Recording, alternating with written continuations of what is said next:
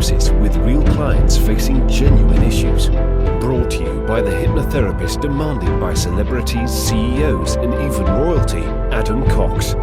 These recordings took place live from Adam's clinic in London's world-famous Harley Street. So, get yourself comfortable and enjoy today's episode of The Hypnotist.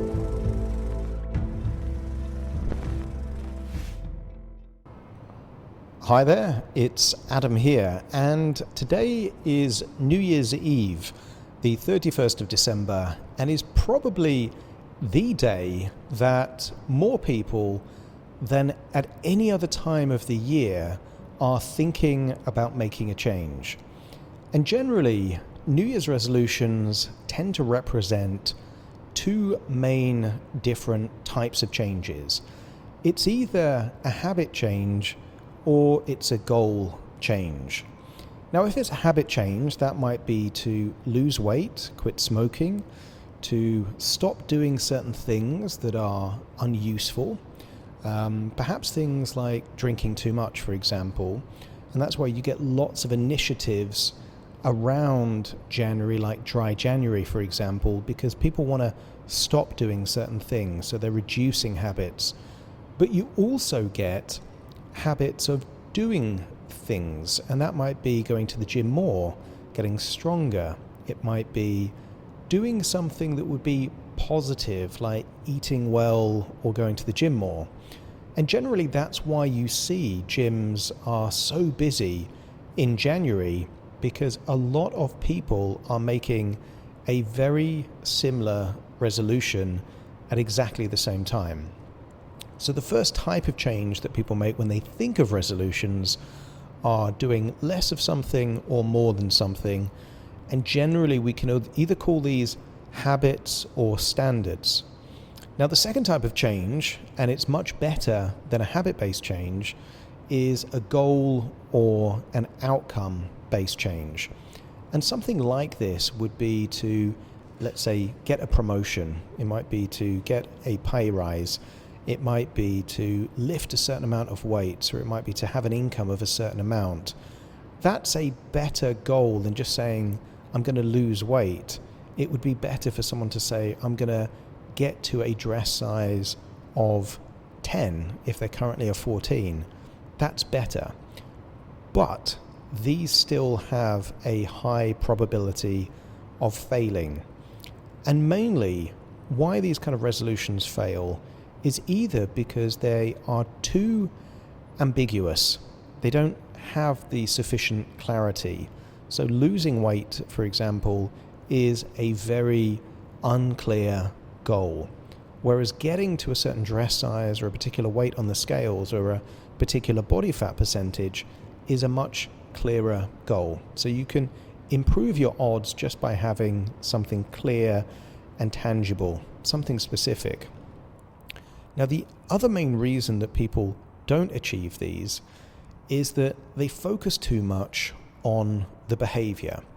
Now, the behavior, for example, might be, I'm going to go to the gym every day, or I'm only going to eat salads. And generally, this is the trap that I see a lot of people falling into, that they hold themselves to an unrealistically high standard to make achieving the goal binary. And by binary, it means that they can either win or lose.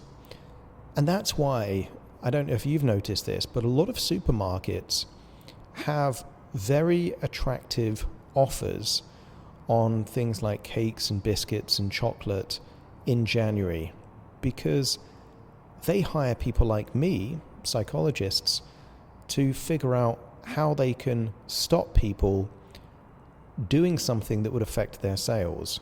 So you get these buy one free offers, you get these discounts of things, because what they've figured out is most people have a binary approach to goal setting.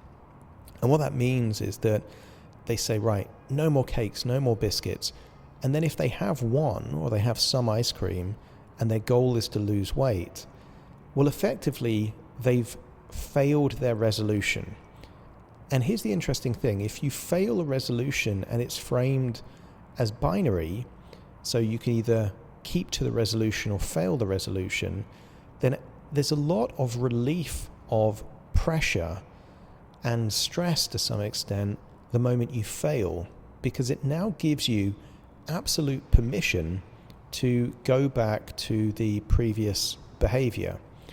Whereas if the goal is to say, right, I'm going to improve the quality of my food by a certain percentage, and let's say, for example, it might be 4 or 5 nights a week I'm going to have a salad with meals, or I'm going to have more fresh vegetable juice, or whole foods, less processed foods. That can be winnable. It doesn't require perfection to make that goal achievable. So a lot of what goes on in the actual focus on the behavior is based on what would it take to fail.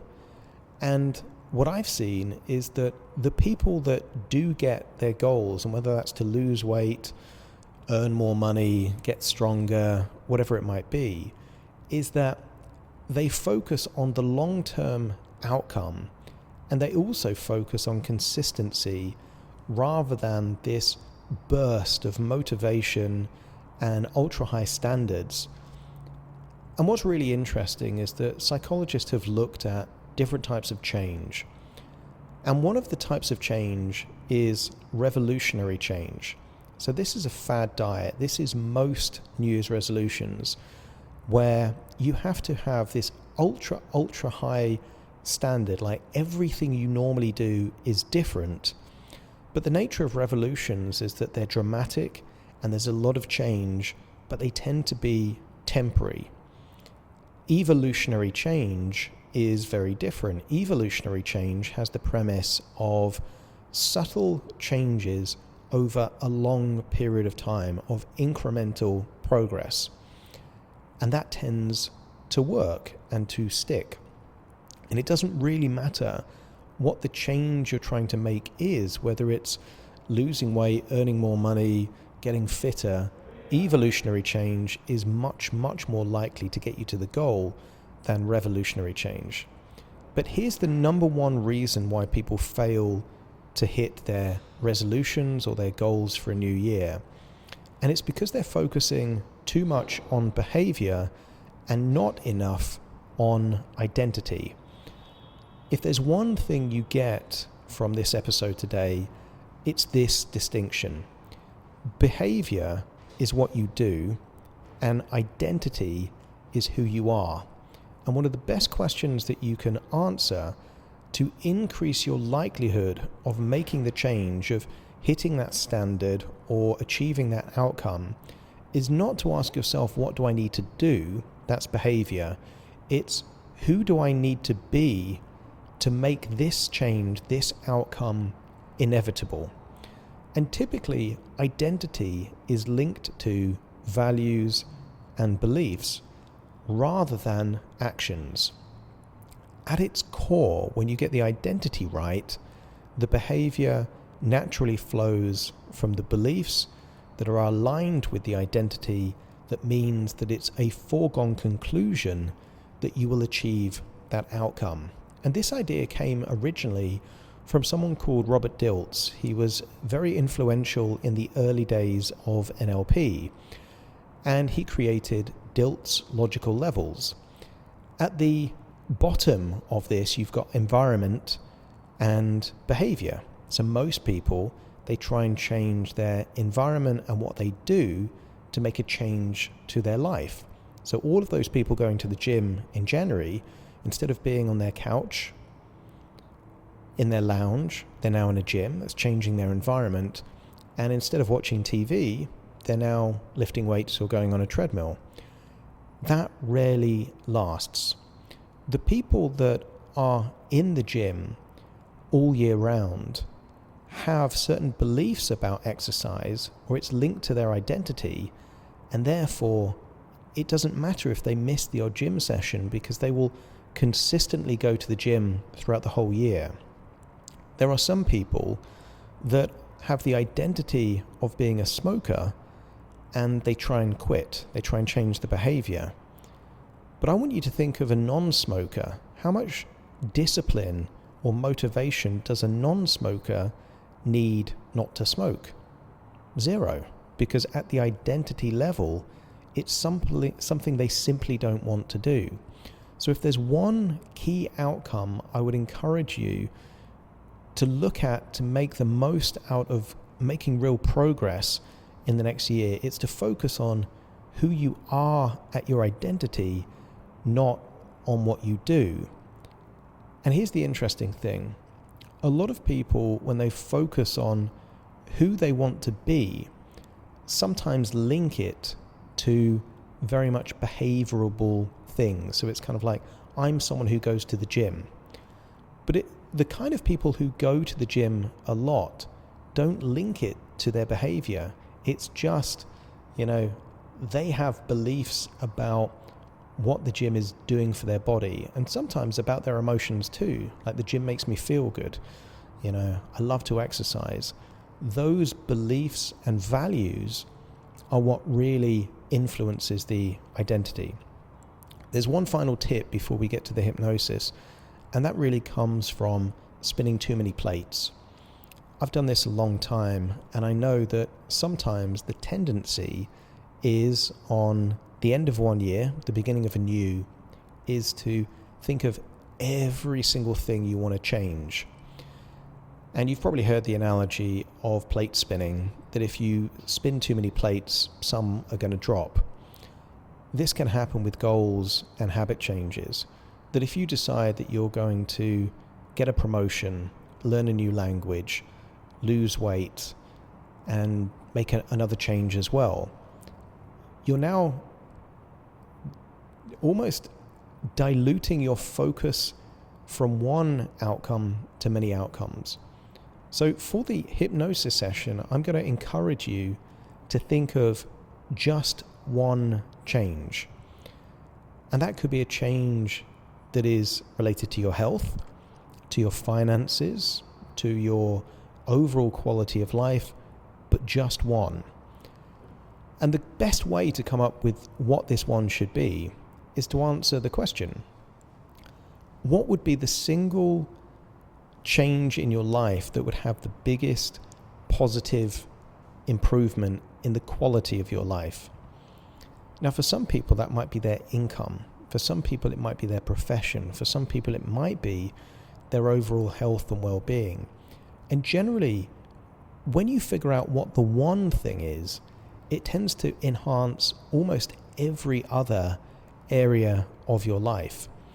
Whereas for some people, if one thing changes positively, but it doesn't really make their life any better, all you're doing is you're focusing on a low priority item. So I would encourage you to think of what are the high priority items, and then focus on one of those that would make the biggest possible change.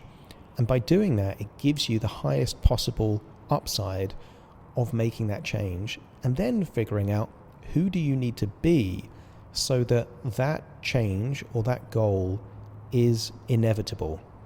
Not it may happen, but is inevitable. That kind of version of you exists and probably isn't fully activated now, because if it was, you wouldn't need to make the resolution that you're trying to make. We need to release the old identity and step into the new identity, where doing that thing is almost a foregone conclusion. It's just inevitable. Now, this is a more generic session. Most of the hypnosis that I share is actually based on real client sessions, real people facing real issues, and I share the session but protect the confidentiality of the client. It's just my voice that gets recorded. This is different. There is no client. It's just being created for a resource so that if you do want to make a change going into the new year, this could be helpful in order for you to do it. But I would encourage you to also consider that if you were to work with me directly, there may be the ability to make more progress quicker. And here's the key question I want you to ask yourself, to think of if it would be useful to work with someone that has helped over 1,000 people make profound changes in their life.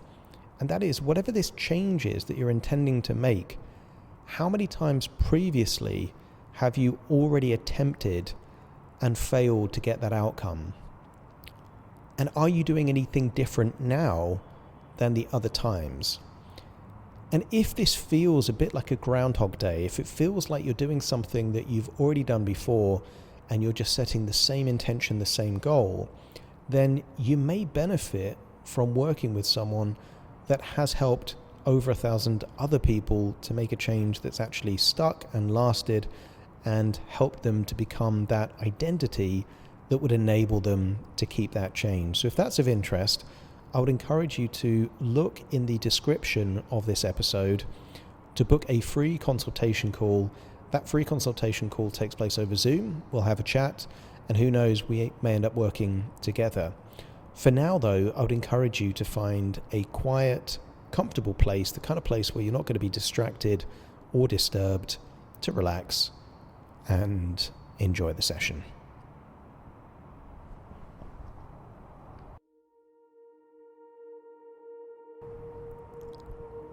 Take a deep breath in, and as you breathe in that resourceful feeling of calm and relaxation, and as you exhale, feel a wonderful feeling of release, as if any tension, stress and worries are starting to leave your body in your outward breath. Breathing in relaxation and exhaling tension. Each breath takes you deeper and deeper relaxed. The deeper you breathe, the more relaxed you feel. And the more relaxed you feel, the deeper you breathe. And as your body relaxes, your imagination awakens. With your eyes closed, allow yourself to drift to a place within. The kind of place where powerful, profound changes can naturally take place. Continuing to breathe in relaxation and exhale tension. That's it.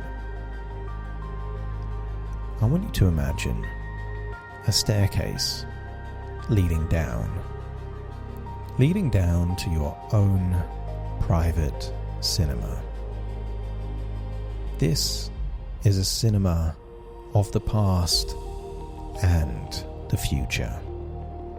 Breathing in relaxation, exhaling tension, as you imagine standing there at the top of this staircase. Maybe it's wooden, maybe it's made of marble, or carpeted, you decide. As I count down from 10 to 1, you will imagine taking a step down each step of the staircase. And when I arrive at 0, you will have left the staircase and you will be at a corridor that leads towards your own private cinema. Breathing in relaxation, exhaling tension. 10, taking the first step. That's it. Feeling deeper and deeper relaxed. That's it. 9, another step down the staircase. Releasing tension from your jaw, your forehead. That's it. 8, focus now on your neck and your shoulders as you take another step down the staircase. That's it. Feel that tension being released. As 8 becomes 7, just imagine your arms all the way down to your fingers, feeling comfortable and relaxed. That's it. Almost like your arms are the limbs of a puppet with no strings. That's it. As 6 turns to 5, now focus on your internal organs. Your heart is relaxing now. Your lungs are relaxing now. That's it. Stomach all the way down your digestive system into your gut. Relaxing now. All of your internal organs relaxed as 5 goes to 4, another step down the staircase. All the way down, past your diaphragm, deep into the gut. If the neck and the shoulders are where some people hold on to stress and tension, the lower gut is where anxiety lives. So as you breathe in that relaxation, exhale that tension. Feel it leaving your body, all the anxiety dissolving into vapor and leaving your body in your outward breath. That's it. As 4 turns to 3, another step down the staircase. That's it. I want you to imagine your legs are getting limp, loose, and relaxed. Initially your thighs going down into your knees. That's it. 3 goes to 2. Your calf muscles all the way down into your ankles, feeling effortlessly relaxed. Now, that's it. Deeper and deeper relaxed. Down into your toes, so your legs, like your arms, also feel limp and loose and relaxed. That's it. And then 1, from the tips of your toes to the top of your head, all the way down to the tips of your fingers. Feel that ripple of relaxation as you are now down on the final step of the staircase. Feel your body relaxed, comfortable. That's it. And 0.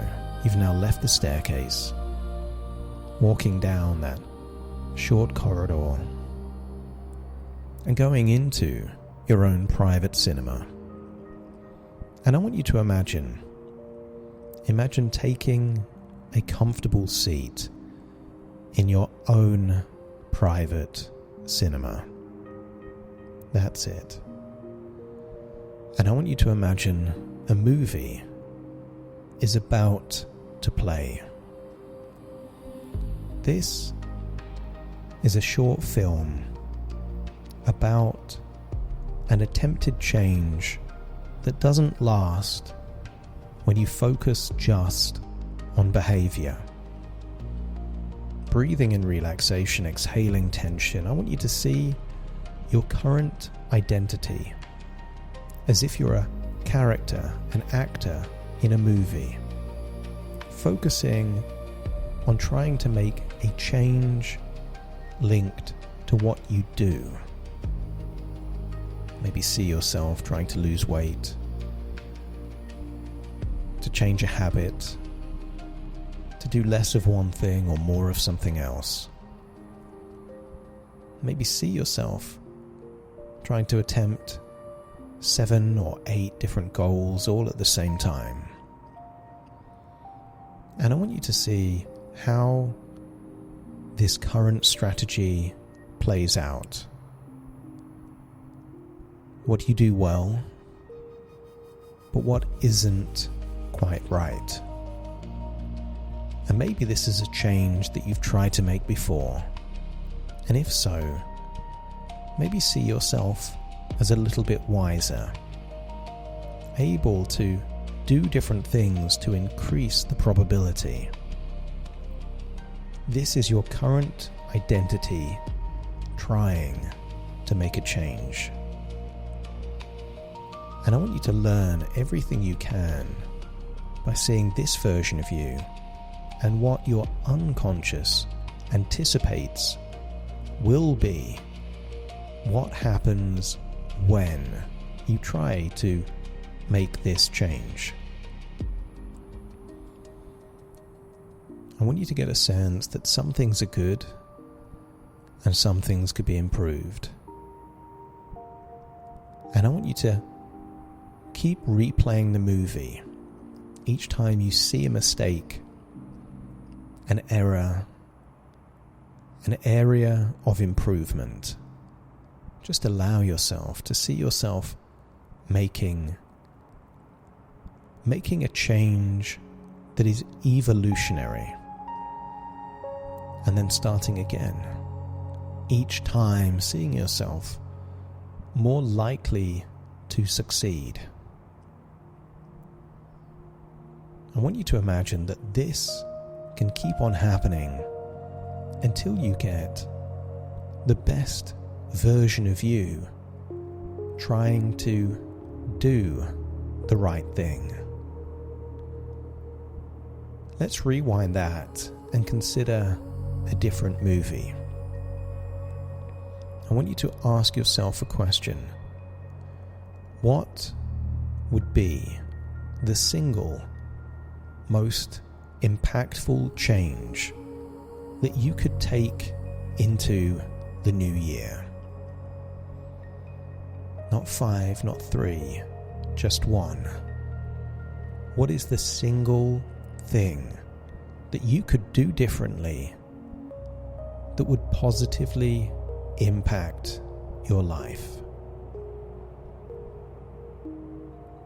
And then ask yourself an even more powerful question. Who do you need to be in order to make that change inevitable? Not what you need to do, but who you need to be. What qualities? What do you need to value? What do you need to believe? And then imagine seeing that version of you. The version of you that is the evolved identity. See that version of you making that change. And I want you to notice the difference. This evolved identity of you is living in a different way. It's less about what you do and more about who you are. A vegan doesn't require discipline or self-control not to eat meat, because a vegan doesn't eat meat. I want you to imagine what your identity needs to be in order to align perfectly with this change. I want you to ask yourself, what would need to follow the words, I am, in order for this change to naturally align with that version of you? Consider this the building blocks. And now imagine observing that future version of you there on that screen, in that identity, with that focus, with all of those values, beliefs, and qualities that would naturally align with that change. And then imagine playing these two movies side by side so you can see the difference. The version of you trying to do the right thing compared with you being the right version of you. Notice the distinctions, the differences. Which one has more inner conflict and struggle? Which one's more likely to fail? And if your unconscious accepts that when you are aligned with an identity, the change becomes inevitable. And I want you to imagine seeing that identity version of you making progress, being consistent, doing what's required, not with a burst of motivation or willpower, but through alignment, by being that version of you. See that version of you on that screen, making progress. Small wins become bigger wins. That version of you doesn't look at success or failure, but everything is a feedback loop. If something doesn't go to plan, that version of you makes an amendment, a tweak, a refinement. And see yourself progressing until you have irrefutable evidence that that version of you has made the change or achieved the goal that you have determined would have the single biggest impact on your life. Breathing in, breathing out, feeling deeper and deeper relaxed. And when you're convinced that that future version of you is aligned with an identity that would make it inevitable that you make that change, rewind it, and then imagine stepping into the screen and feel what it would feel like to wake up tomorrow being that version of you. Notice how the resources are different, the thoughts are different, and the behaviour, doing the right thing, is not the intention, but now the side effect of being that version of you. I want you to notice that when there are setbacks or challenges, this version of you linked to the identity doesn't even perceive it as failure. It's just a pause for reflection, a feedback loop. You reassess and then continue.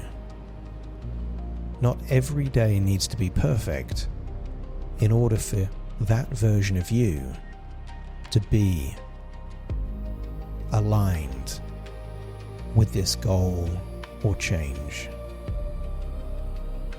I want you to imagine now it's a year from now. And I want you to imagine you're now thinking back to what impact that change had on the quality of your life. Did it give you more freedom, more confidence, more courage, more feelings of pride, or something else?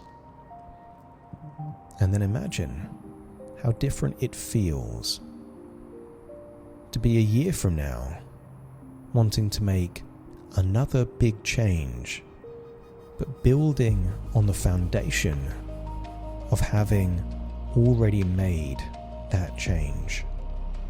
And you can do that. You could imagine yourself 1 year from now knowing what it would feel like to have already lived with that change, that it becomes so natural that it requires no effort. It's simply how you are living now. I want you to imagine leaving that cinema, walking back up the stairs, and starting to float all the way back to your reality, but now with clarity. Clarity as to the change. A willingness to step into a new identity.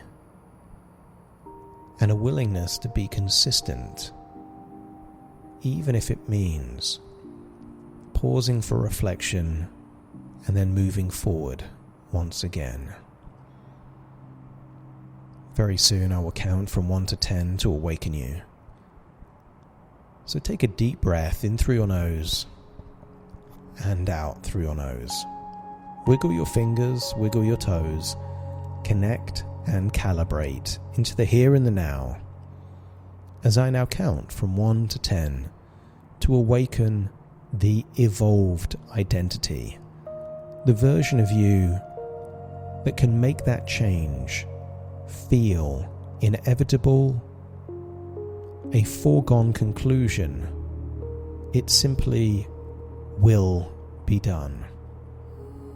Starting to count. 1, 2, 3, waking up. 4, 5, 6, more alert. 7, 8, open your eyes, open your eyes. 9, 10, wide awake, wide awake, wide awake.